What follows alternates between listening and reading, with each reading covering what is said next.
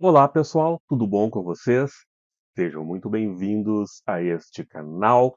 Vamos dar continuidade ao nosso estudo do livro Astral Dynamics de Robert Bruce, que é o livro completo das experiências fora do corpo. E hoje nós estamos adentrando ao primeiro capítulo.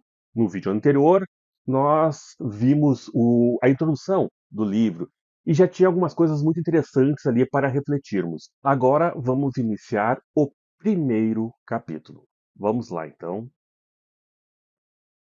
Elementos da projeção, capítulo 1, teoria dimensional. O santo graal da projeção astral é uma chave confiável para experiências extracorpóreas planejadas e irrepetíveis. Isso realmente é, como diz aí no início do livro, o santo graal de todos os pesquisadores da projeção astral. Por isso existem tantas técnicas de projeção que as pessoas tentam descobrir aí um jeitinho que possa ser eficaz para todas as pessoas, né? Eh, e vários pesquisadores fazem essa busca.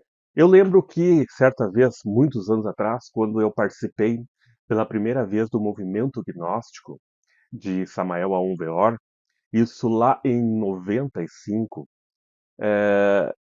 eles falavam, tinha um relato, né, relato de projeção astral de Samael Aun Weor. Eu coloquei no canal esse relato, inclusive, aonde ele vai falar com o famoso ocultista Eliphas Levi. E aí ele encontra Eliphas Levi no plano astral e a busca dele, o que ele pediu para o Eliphas Levi foi justamente uma técnica que pudesse ser útil para todas as pessoas. Então, essa busca ela é muito antiga, né? Realmente o Santo Graal. Passei grande parte da minha vida nessa busca, estudando a dinâmica e os processos envolvidos na experiência fora do corpo, tanto dentro quanto de fora do meu corpo. Esta chave elusiva reside menos na técnica e nas habilidades de projeção do que na compreensão de como a mente humana processa e armazena diferentes tipos de memórias, tá?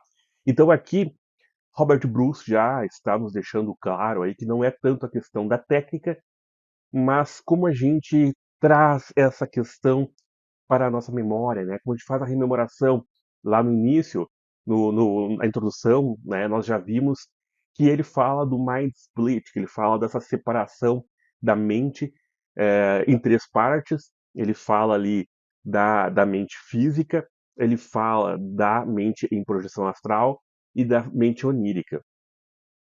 E ele afirma aqui, então, que a grande chave para trazer as experiências que nós temos no plano astral não está tanto na técnica, como a gente imagina, ou como a maioria dos pesquisadores imaginam.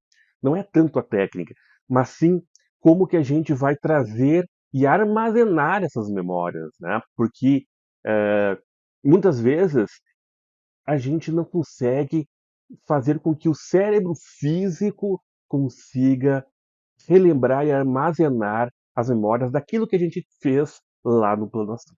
Bom, essa compreensão envolve encontrar maneiras melhores de transferir as delicadas memórias sombrias do duplo projetado astral para níveis de memórias recuperáveis. Para fazer isso de forma eficaz, você deve primeiro saber o que está acontecendo durante as fases de saída e reintegração das experiências fora do corpo. Após uma experiência fora do corpo, a única parte duradoura é a lembrança do que aconteceu. Se essa lembrança for perdida, não há nada que indique a ocorrência de uma experiência fora do corpo. Sem a lembrança, ela nunca aconteceu. É aí que reside o problema e solução.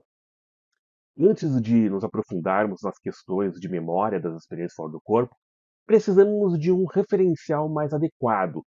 Então, vamos examinar tudo o que está envolvido na experiência extracorpórea: memória, mente, cérebro e consciência. O que é a sua mente e onde está a sua memória? Você não pode apontar com o dedo onde elas estão. Nossos melhores cientistas não podem nos dizer, mas sabemos que elas existem. Aliás, né, mais um comentário aqui, mas realmente, né, essa questão da consciência, o que é a consciência, é um fenômeno que vem sendo discutido amplamente há muito e muito tempo. René Descartes, já com seu dualismo, falava lá, né, entre uma mente e um corpo separados. Os neurocientistas hoje em dia se debatem com essa questão, a grande maioria deles dizendo que a mente e a consciência são frutos do cérebro, né? Mas, enfim, ainda ninguém tem uma resposta para isso. E as experiências de quase morte são o maior indício de que mente e consciência não estão restritas ao corpo físico. Então, a discussão ainda é grande e ainda vai longe. Memórias não existem no cérebro físico. Qualquer parte do cérebro pode ser removida sem remover nenhuma memória. Metade do cérebro pode ser removida sem perder memórias em uma operação chamada hemisferectomia. Pessoas que se submetem a essa operação antes de completarem a puberdade se recuperam com apenas uma leve claudicação. Não há comprometimento de memória de curto ou longo prazo. Então, onde as memórias são armazenadas, mente e memória não são apenas físicas, mas parecem existir como campos de energia ao redor do corpo físico. Olha que interessante isso, né, gente? Eu fiz uma pós-graduação em neurociência e essa discussão da consciência é algo, né, bem forte. E não se tem uma resposta do que seja realmente consciência, né? Mas a afirmação que ele traz aqui é algo que eu sempre penso, através das minhas experiências, que seja realmente por aí, tá?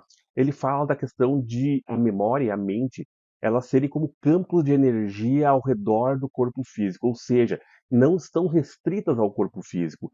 Por isso a gente, ao ter uma experiência fora do corpo, consegue ter mente, né? Consegue relembrar as coisas, ter memória e ter consciência, tá? E uma pessoa que tem, por exemplo, as experiências de quase morte, relata que o corpo físico, tendo já o corpo parado de funcionar, o corpo parou, o coração parou de bater, o cérebro já está sem receber irrigação sanguínea, também já está sem atividade, e ainda assim a pessoa tem total consciência organizada de seus pensamentos fora do corpo, sem confusão mental, mas uma consciência organizada fora do corpo, mostrando que consciência ela não depende do corpo físico. E isso me faz até pensar muito na questão da física quântica. E se a memória ela não está relacionada com essa questão quântica? É um tema bastante complexo e interessante de se pesquisar.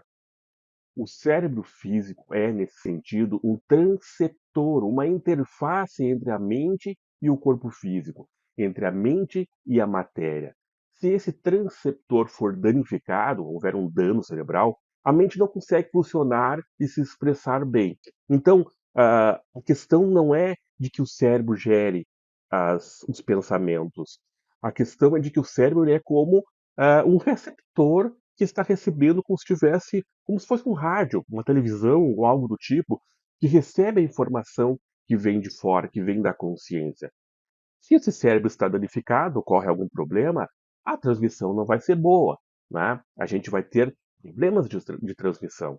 Por isso que acontece às vezes de uma pessoa ter um acidente, bater a cabeça e ela ter alucinações, ter diversos outros problemas, porque eh, o receptor está danificado, tá? Então é mais como um receptor o cérebro do que um gerador realmente. A mente é muito mais do que sua existência física. Passamos um terço de nossas vidas dormindo e sonhando. Sonhar, ter sonhos lúcidos e ter experiências fora do corpo são aspectos da mente e da consciência que se tornam ativos durante o sono. Costuma-se dizer que a própria vida é um sonho, uma ilusão. E quando morremos, pode-se dizer que entramos em estados de existência paralelos ao sonho, à experiência fora do corpo e ao sonho lúcido. Levando tudo isso em consideração, minha pergunta é: quem é o sonhador? Se você pensar e meditar sobre isso, perceberá que há muito mais em você e em sua existência do que aparenta. Mais um subtítulo: Experiências fora do corpo e sonhos lúcidos como fenômenos internos ou externos. Há um debate em andamento sobre se experiências fora do corpo e sonhos lúcidos são fenômenos internos ou externos da mente humana. Aqui, novamente, me refiro, volto, né, à questão da neurociência. Esse é um debate que vem ocorrendo aí bastante ultimamente, e como os sonhos lúcidos foram comprovados ah, cientificamente a sua existência, então existe um debate aí se esses fenômenos são internos, ou seja, frutos da mente, ou algo externo está acontecendo, tá? A neurociência, obviamente, ela continua afirmando que são fenômenos internos, produtos do nosso cérebro, como os próprios sonhos. São criações, com a diferença que a gente consegue estar consciente e dominando essas criações. Por outro lado, existem aqueles que defendem que não, que é algo externo, tá? Então, aqui mostra que Robert Bruce está bem ligado nessas questões que são bem contemporâneas que estão acontecendo agora. Isso, é claro, levanta as seguintes questões: o que é a sua mente e onde ela está localizada? Novamente, é impossível apontar onde sua mente e sua memória estão situadas. Sua mente e sua memória certamente não existe apenas dentro da substância do seu cérebro físico. Como dito anteriormente, o cérebro parece atuar como um transceptor para a mente. Minhas observações indicam que a mente e suas memórias estão espalhadas não apenas por todo o corpo físico, mas muito além de seus limites. Há muitas evidências que sustentam essa afirmação. Por exemplo, considere os trabalhos de Rupert Sheldrake sobre campos mórficos. Estudos como estes são convincentes e difíceis de negar. Você pode negar essas ideias se elas não se encaixarem em suas crenças específicas, mas elas não desaparecerão completamente. É igualmente possível apontar onde sua mente não está. Este fato incrivelmente importante demonstra a probabilidade de que sua mente seja um campo de consciência, com limites desconhecidos e potencialmente infinitos. Até onde sua mente se estende como um campo de energia sutil é cientificamente desconhecido, embora seja uma fonte constante de conjecturas. Acredito que seja provável que, em alguns níveis, sua mente se estenda aos confins do universo, a todas as dimensões sutis e, claro, a dimensão física. Pensem Pensem, no quanto isso é inovador e quanto isso é importante, gente. A gente olhar a mente como um campo de consciência que pode se estender infinitamente, abrangendo todo o universo, conhecido e desconhecido, né. Então, a gente pode, pensando por esse lado, se deslocar nesse universo para diversos, pontos dele, através, da nossa mente, né, através da projeção mental, por exemplo, se deslocar a locais muito distantes no universo, conhecer outros planetas, etcétera. Essa é uma das abordagens que se tem quando se fala da projeção astral, né. E aí a gente estende isso para uma projeção mental que poderia nos levar a confins distantes do universo. Vejam que coisa fantástica e interessante. Acredito que seja provável que, em alguns níveis, sua mente se estenda aos confins do universo, a todas as dimensões sutis e, é claro, a dimensão física. Novamente, há muitas evidências que apoiam isso, incluindo estudos sobre telepatia, pré-cognição, visão remota, a sensação de estar sendo observado e etc. Né? Essas todas essas funções que ele fala aí, né, de capacidades extrafísicas ou parapsíquicas, né, como a telepatia, pré-cognição, visão remota, sensação de estar sendo observado, a própria experiência fora do corpo, entre outras, pode se dar justamente por a consciência não estar restrita ao corpo físico, tá? Mas sim amplamente conectada a todo o universo. Veja só que interessante. Isso me faz lembrar também de uma questão da física quântica que fala do emaranhamento quântico, quando há essa conexão entre dois pontos, como se fosse eh, uma telepatia ou algo do tipo, né? E essa conexão ela é instantânea e ela acontece, por exemplo, se tiver esse ponto de energia aqui no físico agora, e o outro ponto de energia lá em Marte, por exemplo, essa comunicação ela é instantânea. Se chama o emaranhamento quântico. É um tema bem interessante que tem muito a ver com a questão aí de telepatia, etc. Bom, continuando, é minha opinião ponderada que, quando você tem uma experiência fora do corpo, um sonho ou um sonho lúcido, você não está realmente se movendo para fora dos limites de sua própria mente, porque sua mente não tem limites ou fronteiras, né, além de suas próprias crenças. Uma maneira melhor de encarar isso é considerar que, quando você tem um sonho, uma experiência fora do corpo ou um sonho lúcido, você está mudando a localização de seu ponto discreto de consciência.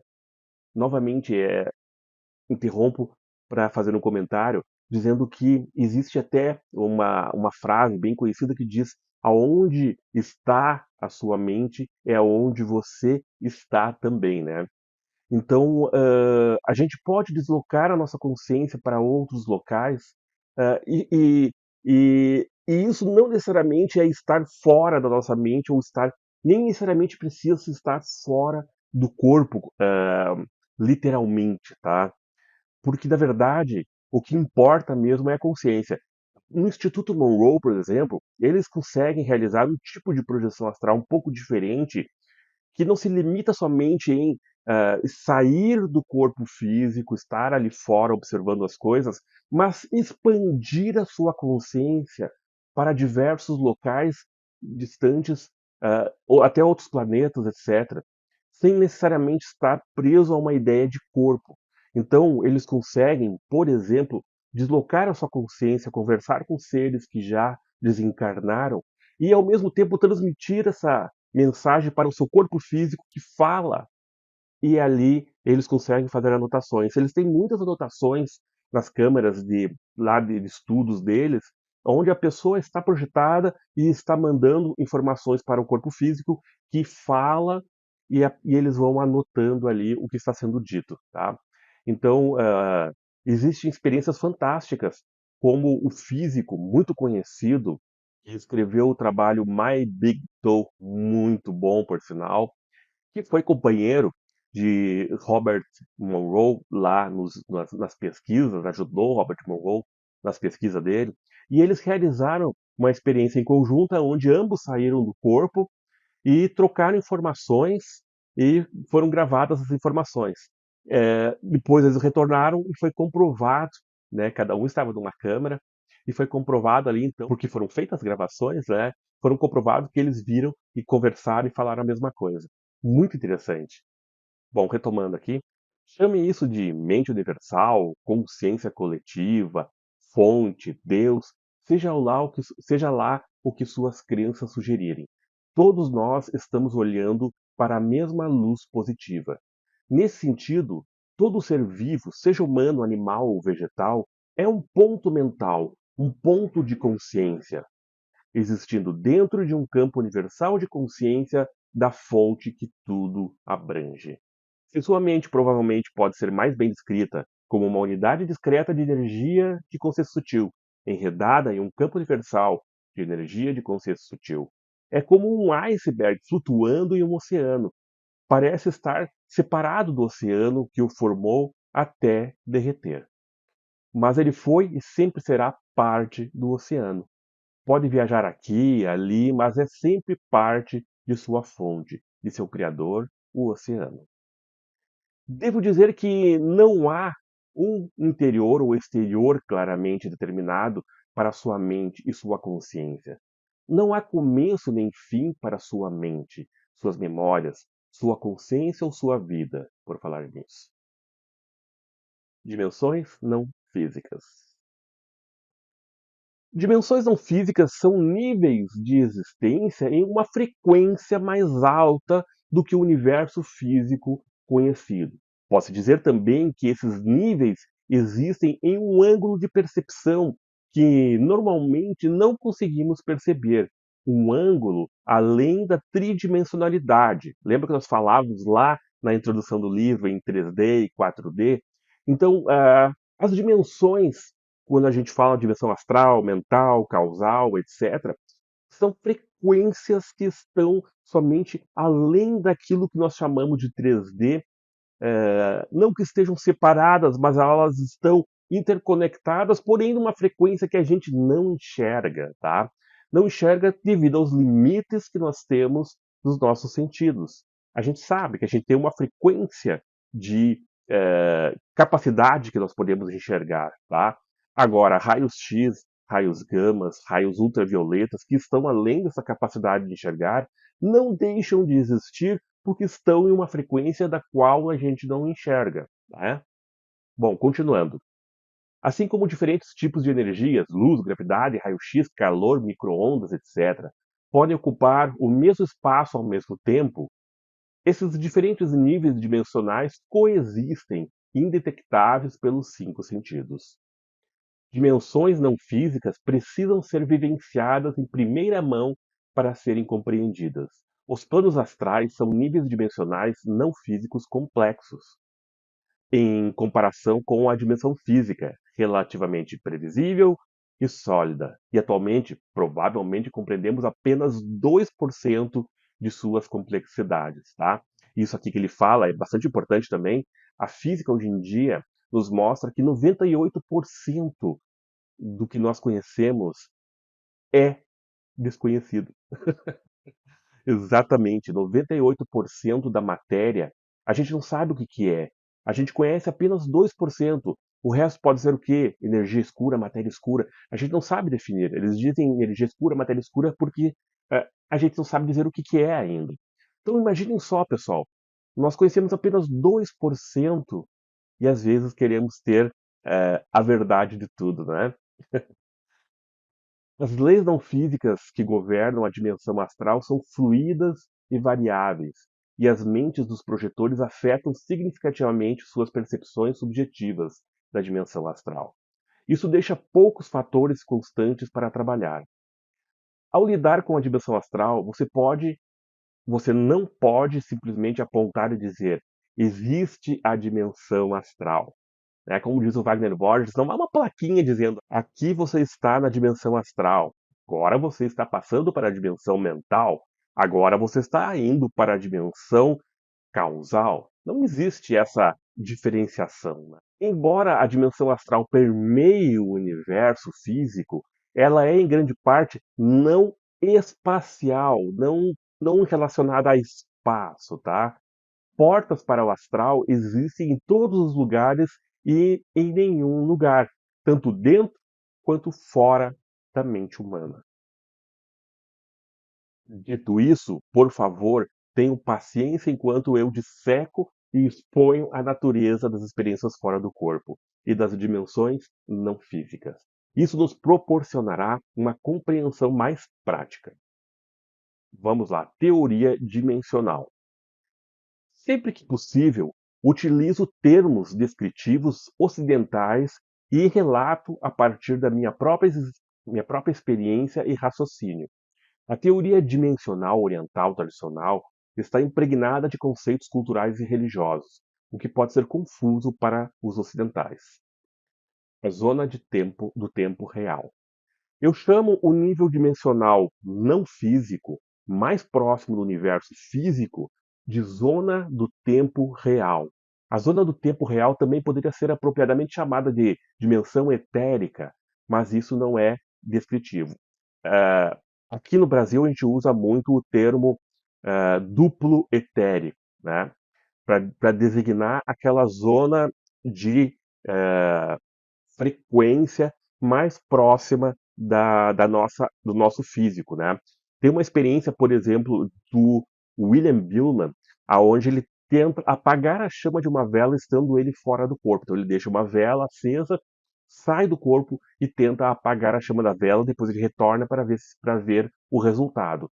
Ele tentou várias vezes, não conseguiu apagar a chama da vela. Até que uma determinada vez ele conseguiu apagar a chama da vela. Ele retornou para o corpo físico, foi até fisicamente até a vela e a vela estava acesa ainda. E ele não entendeu o porquê, pois ele tinha conseguido apagar a chama da vela. Bom, depois ele compreende que ele estava nessa contraparte etérica que a gente fala, o duplo etérico do plano físico, que é a zona de tempo real que fala aqui o Robert Bruce, né? Ele fala isso por ser aquela mais próxima, então, da nossa realidade física. Aqui, nessa zona de tempo real, você vai encontrar o seu próprio quarto, você vai encontrar os móveis que você tem na sua casa e algumas coisinhas mais que são plasmadas com o nosso pensamento. Bom, vamos lá. Esse é o nível dimensional em que a maioria dos projetores se encontra quando projeta pela primeira vez. A zona do tempo real pode ser considerada uma área intermediária que divide o universo físico da dimensão astral propriamente dita. Ela compartilha algumas propriedades do universo físico, uma relação direta e objetiva, reflexo da realidade em tempo real, e algumas propriedades da dimensão astral, um ambiente fluido, não físico. Repito aqui, então, né? Ali nessa zona do tempo real, quando você logo sai, ou esse duplo etérico, logo você sai do corpo, você vai encontrar praticamente tudo que você tem ali fisicamente no seu quarto, na sua casa, etc. Porém, você também encontra, e aí está relacionado com a mobilidade, a fluidez do plano astral, você também vai encontrar algumas coisas que você deseja às vezes muito e que acabou plasmando no astral. De repente, sei lá, você quer muito um violão, né? Você não tem ainda, você quer muito um violão. Quando você sai do corpo e adentra esse nível, logo após ali a fisicalidade, você pode encontrar todo o seu quarto igual e um violãozinho ali no canto. Porque você estava pensando muito nisso. Aí você acaba plasmando lá aquele violão, tá? Bom, a zona de tempo real é mais bem considerada um nível dimensional separado. Isso evita a confusão que surge ao tentar relacionar um único conjunto de fatores e questões relacionados à projeção a múltiplos níveis dimensionais. Flutuações de realidade causam a maior parte da confusão da zona de tempo real. É aquela coisa, né? Você sai do corpo, vou falar pela minha própria experiência, né? Sai do corpo, né? E eu tinha um alvo objetivo fixo aonde eu queria alcançar, né? Aí você sai do corpo e vai até aquele alvo. Foi o que aconteceu comigo.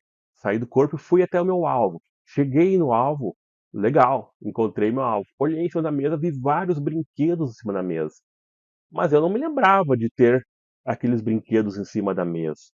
Então eu retornei para o meu corpo, reentrei no corpo, fui fisicamente até a mesa e ela estava vazia, não tinha nenhum brinquedo ali.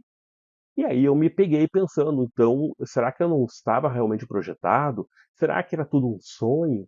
E aí começam as confusões, né, mentais. Será isso? Será aquilo? A gente começa a ficar cético. A verdade é que naquele dia tinham tinha tido crianças ali brincando naquela mesinha durante a tarde toda. E provavelmente esses brinquedos ficaram plasmados ali naquele local. E quando eu saí, eu vi essa plasmagem. Tá? Então, essas confusões ocorrem muito, é bastante comum e a gente precisa estar atento. Como a zona de tempo real está tão próxima da dimensão física, pode-se dizer que ela está na parte mais baixa da dimensão astral. Tradicionalmente, acredita-se que os planos inferiores sejam ambientes negativos desagradáveis, o famoso umbral. Tá? No entanto, a zona de tempo real não é um plano astral inferior em si, mas um reflexo dimensional do universo físico. Considere uma área neutra, uma zona de amortecimento que divide o universo físico dos planos astrais, tá? Então, quando estamos falando aqui de ser a mais próxima, mais baixa, às vezes de nível vibratório mais baixo, a gente pode acabar pensando, então a gente está falando do umbral, que fala no Espiritismo, das zonas inferiores. Não nesse sentido, tá, pessoal? Aqui o que ele está falando é em questão de vibração relacionada ao reflexo físico, tá? E não está falando da negatividade, de planos negativos que acontecem, que ocorrem devido aos próprios pensamentos das pessoas, tá? Então, esses planos negativos são outra coisa, tá? Vamos lá, continuando. O projetor comum geralmente encontra a zona de tempo real mal iluminada e sombria. Isso decorre do fato de a maioria das pessoas projetar tarde da noite. À noite, o mundo é naturalmente escuro e sombrio. Se você projetar durante o dia, a zona de tempo real será tão brilhante e clara quanto o dia. A zona de tempo real se sobrepõe e permeia o universo físico e contém um reflexo perfeito da realidade em seu interior. Tudo acontece em tempo real, como a realidade realmente acontece. Projetores que viajam dentro da zona de tempo real se percebem seguindo os contornos espaciais reais do mundo real. Eles existem dentro de um reflexo não físico direto da realidade, como a realidade acontece. Passei um tempo considerável explorando a zona de tempo real. A experiência é muito parecida como ser um fantasma no mundo real. As leis normais da física não se aplicam, embora existam hábitos a serem enfrentados, como a gravidade. Projetores podem viajar à vontade para qualquer lugar do universo físico a qualquer velocidade. Eles podem voar e atravessar matéria sólida, embora possam perceber alguma textura e resistência ao fazer isso. Projetores em tempo real, embora geralmente percebam que possuem corpos, existem como pontos de consciência. Esses pontos de consciência se conectam aos seus corpos físicos por meio de ligações energéticas invisíveis, ou cordões, cordão de prata, que tanto se fala, né? Sua localização física geralmente é consistente com o local onde eles se percebem no mundo real. Seus movimentos podem ser rastreados e apurados se observados com a visão astral, um tipo de visão mental ou clarividência. Projetores em tempo real podem observar e relatar com precisão eventos da vida real, porque ela está acontecendo em zona de tempo real, né? Junto com o físico. A precisão de tais relatos depende da realidade das flutuações da realidade da recordação após a reentrada e reintegração, ou seja, após o retorno aos seus corpos. A visão astral permite que os observadores vejam a zona de tempo real ao seu redor. A qualidade desse tipo de visão varia. Às vezes, apenas formas nebulosas ou imagens indistintas serão vistas. Um nível mais forte de visão em tempo real pode, no outro extremo, ser confundido com anormal. Pode ser tão claro quanto os projetores veem objetos e eventos da vida real ao seu redor vividamente através das pálpebras fechadas, que é algo que me acontece muito. Quando eu entro no estágio hipnagógico para realizar a projeção astral, é muito comum eu enxergar com meus olhos fechados, através das pálpebras. Né? Eu consigo enxergar todo o plano ali, a zona de tempo real, através das minhas pálpebras. Tá? Eu até uma vez fiquei tão confuso com isso que eu comecei a deitar com o travesseiro na cara. Botava o travesseiro, não tapando o nariz, aqui em cima, né? Botava o travesseiro, e ainda assim eu enxergava através do travesseiro.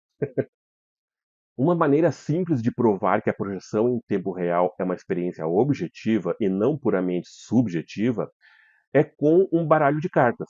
Embaralhe o baralho e, sem olhar, coloque uma carta virada para cima em cima de um guarda-roupa, de preferência a pelo menos 6 metros de distância de onde seu corpo estará. Alternativamente, colhe-a em uma vidraça com a face para fora. Não tente adivinhar a carta enquanto faz isso. A adivinhação causa interferência subconsciente e flutuações na realidade, da experiência fora do corpo. Se você tentar adivinhar a carta, poderá ver a carta que adivinhou em vez da carta real. Ou seja, você vai plasmar a carta que você está tentando adivinhar. Eu estou vendo um as de copas, aliás, eu estou pensando que é um as de copas, eu estou imaginando que seja um as de copas, eu vou plasmar o as de copas e acabar errando de ver a carta real, tá? Então, o objetivo é que você consiga ver através da clarividência ou saindo do corpo e consiga ver. No início da projeção, vá até onde a carta está e olhe para ela. Olhe para ela apenas brevemente e lembre-se dela. Verbalize isso. Rainha de copas, as de espadas, enfim. Verbalize o que você viu. Enquanto retorna e reentra em seu corpo físico. Grite isso aproximadamente enquanto mergulha em seu corpo. Isso maximizará sua capacidade de se lembrar não apenas da experiência fora do corpo, mas também da face, né, da imagem da carta que você viu durante o teste. Ao retornar, continue verbalizando a carta, a rainha de copas ou as espadas, e anote imediatamente. Em seguida, verifique a precisão do alvo. Esta não é uma ciência perfeita, mas a maioria dos projetores em tempo real consegue atingir pelo menos 70% de precisão com isso. Mantenha essa experiência fora do corpo bem curta, ou você corre o risco de perder a memória. Uma breve experiência fora do corpo é a chave para memorizar as experiências fora do corpo, tá? Isso é uma coisa bem interessante. Às vezes as pessoas querem ter experiências bem longas de projeção astral, mas quando elas são muito longas, acaba que você esquece também elas com muita facilidade ou grande parte dela, tá? Então, experiências curtinhas têm o seu valor, porque nas experiências curtinhas você consegue reter toda a memória do que foi, do ocorrido, né?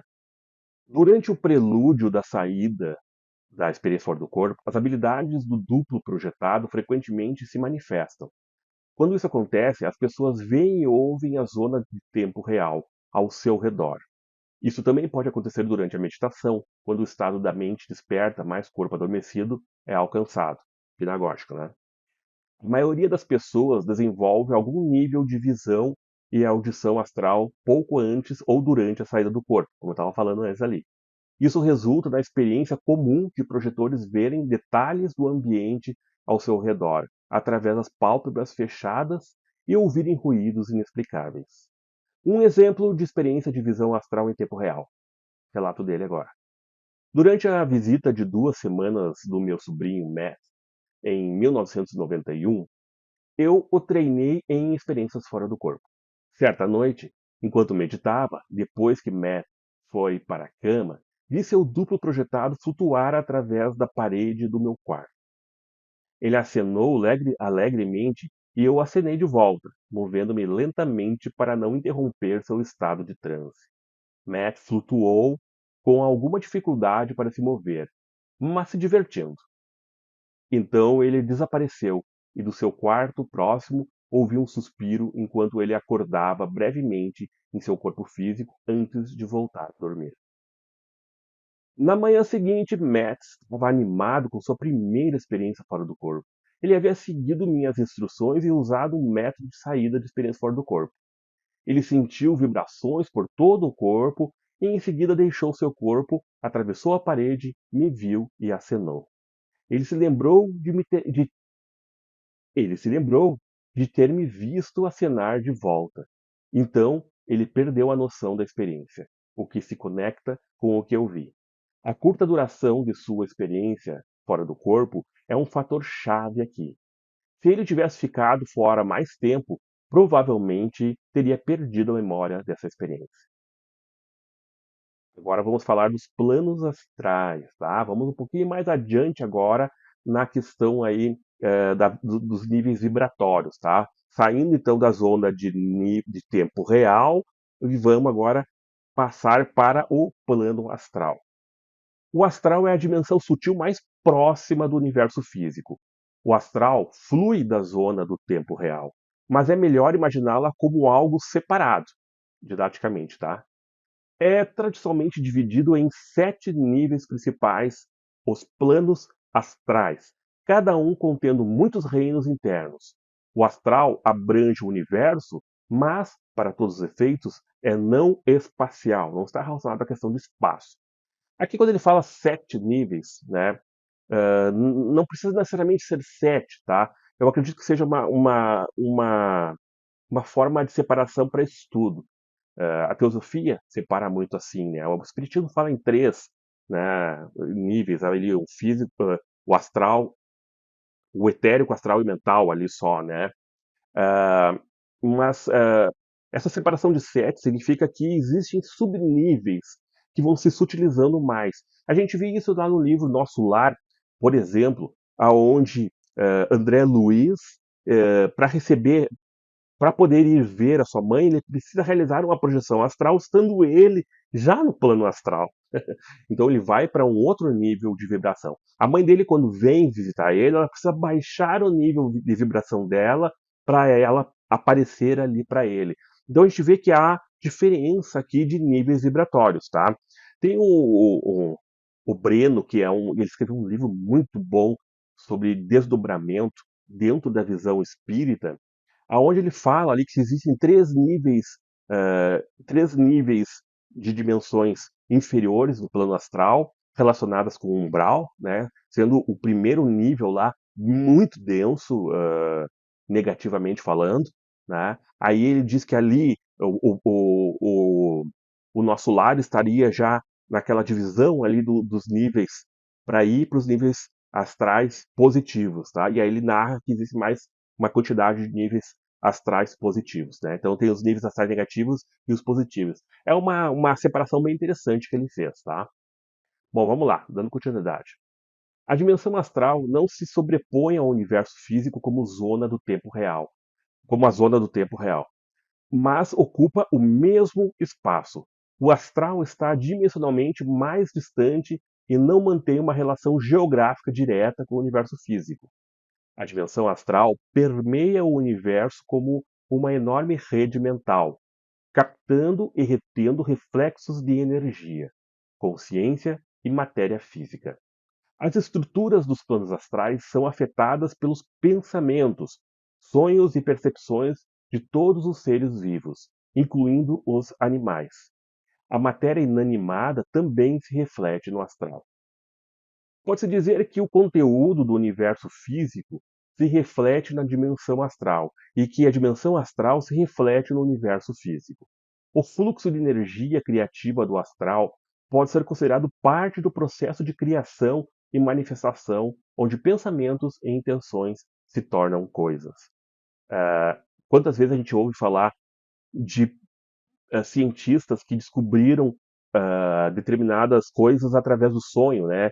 Se eu não me engano, foi o cientista que descobriu a penicilina, acho que foi através de um sonho. Se eu não me engano, Isaac Newton também tinha algumas questões ali relacionadas ao sonho. Enfim, vem do plano astral informações e intuições, vamos dizer assim, que afetam as criações aqui no plano físico, né? Assim como ações aqui do físico também acabam densificando lá no plano astral, que a gente ouve falar às vezes de tempestades no plano astral, etc., que são maneiras de descargas de energia que ocorrem lá. Bom, pessoal, então, muito interessante esse capítulo. Caramba, é só o capítulo 1, tem tanta coisa interessante ali que eu acho que vocês vão poder refletir aí por essa semana sobre diversos assuntos e coloquem ali embaixo os seus questionamentos, tá, pessoal? As suas interpretações do que vocês ouviram aí. Se vocês quiserem, me falem que eu mando o PDF que está traduzido aí, que tem a introdução e o primeiro capítulo, quem quiser reler, né? Eu acho que tem muita informação interessante aí, tá? Muito interessante a forma como ele aborda a zona do tempo real, que ele chama, né? Que é o duplo etérico que a gente conhece. Só aí já dá muito o que se pensar, porque a gente tem muitas projeções nesse duplo etérico, tá? E muita coisa a gente vê aí, muitas confusões também a gente acaba tendo, porque a gente não consegue interpretar algumas coisas que acontecem ali no duplo etérico e que a gente não vê no físico. E a gente para e pensa, nossa, mas como que tem isso aqui no astral se não tem lá no físico? Tem uma porta aqui que não tem lá no físico. Né? Então são questões que estão nessa zona do tempo real que são influências já do plano astral. É como ele diz ali, a zona do tempo real ela tem influências do físico e influências do astral também. É meio a meio, né? Uma intermediária entre esses dois planos. Aí depois ele fala aí também do plano astral, que realmente tem muita coisa para se falar. Aí é um assunto extenso, teria que se ter um estudo específico só sobre o plano astral. Tem um livro chamado Geografia Astral, muito interessante, que é do Ramatiz, também, que eu também aconselho as pessoas a lerem, muito interessante.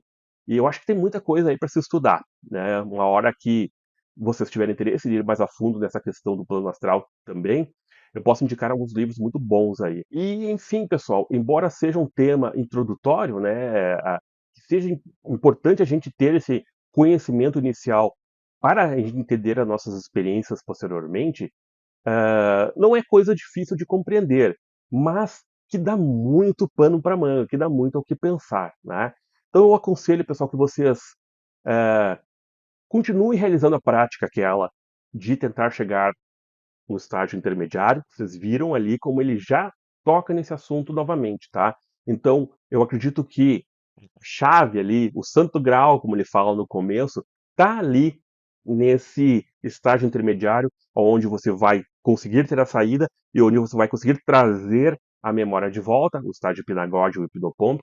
Então, eu aconselho vocês a continuarem o exercício que eu deixei na outra aula lá para vocês, aonde vocês teriam que observar o processo do adormecer, tentar chegar no estágio hipnagógico, observar o que você sente, o que você vê ali, né? Continue esse treinamento porque ele é importante, mas eu também aconselho vocês a refletirem bastante sobre essas questões do astral, do duplo etérico ali que ele falou, e deixe aí embaixo os seus comentários. Vamos continuar esse estudo que ele está muito bom. E eu acredito, pessoal, que vai ser um estudo fantástico que vai dar uma virada de chave nas experiências de vocês e fazer vocês começarem a ter mais e mais práticas. Só de eu estar fazendo essa leitura para vocês, trazendo essas informações para vocês, eu mesmo já aumentei a minha quantidade de experiências, tá? Então, está sendo muito engrandecedor. E vamos continuar nosso estudo.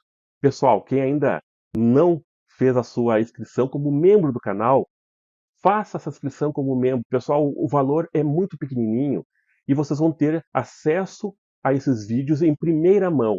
Este vídeo aqui, ele nem iria ir para o público, tá? Mas como deu uma boa visualização lá, eu vou deixar ele ir ao público, mas uma semana após ele estar sendo visto por membros, tá? Então, se você não é membro ainda e está assistindo este vídeo, saiba que você está assistindo ele já com uma semana de atraso. Então eu aconselho que se inscrevam no canal, ou melhor, se inscrevam como membro do canal e vocês vão ter acesso aos vídeos com antecedência. Espero então, pessoal, que tenham gostado desse estudo. Vamos continuar porque está muito interessante. Até o próximo estudo. Espero vocês aqui. Paz profunda.